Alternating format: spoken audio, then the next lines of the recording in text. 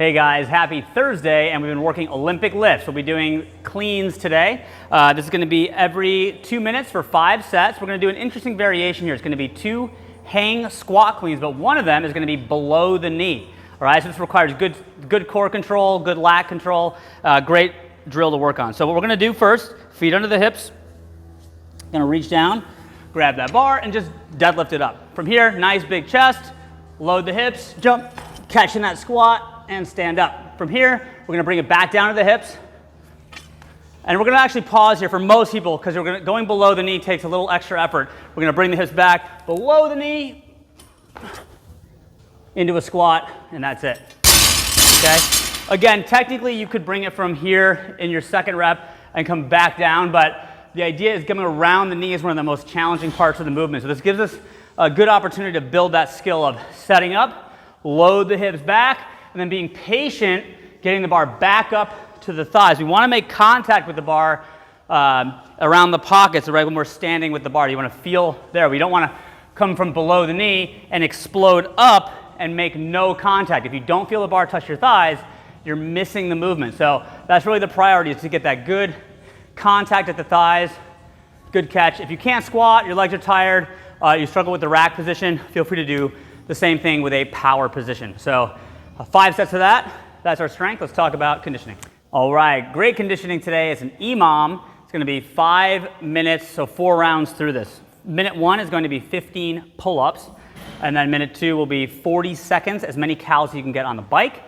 Minute 3 will be 15 dips. Minute 4 is going to be calories on the bike again, and then minute 5 you get to rest. Okay, so we're going to move through that cycle 4 times, all right? This is a great opportunity to work on your pull-ups and your push-ups, crush yourself on the bike, but focus on, again, building the capacity in your pull-ups or push-ups. So lots of ways you can approach this. You can work on basic strength. So for the pull-ups, if 15 is a lot, you can reduce the reps. You work on strict pull-ups with ring rows, right? So this is great. If you do 15 at a hard angle, right? This gets hard real quick, particularly when you throw in some bike with it. And we also have banded, okay? So just working on, again, getting that good range of motion, all right? But today is also a great opportunity to work on your kipping, maybe your butterfly, right? Just trying to hit that goal, being consistent each round. So if you're just learning kipping, remember the goal is to initiate the movement with your lats.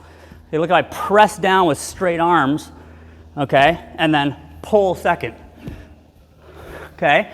So working on your technique with some kipping, also a great thing to do today. Then you have the dips. If you think about the dip, it is like a fancy push-up, right? A push-up we go here, and a dip we go here, but same arm position, very similar movement pattern. So I'm gonna say one of the scales, if you cannot do 15 push-ups, that's a great scale for today. Working good range of motion push-ups.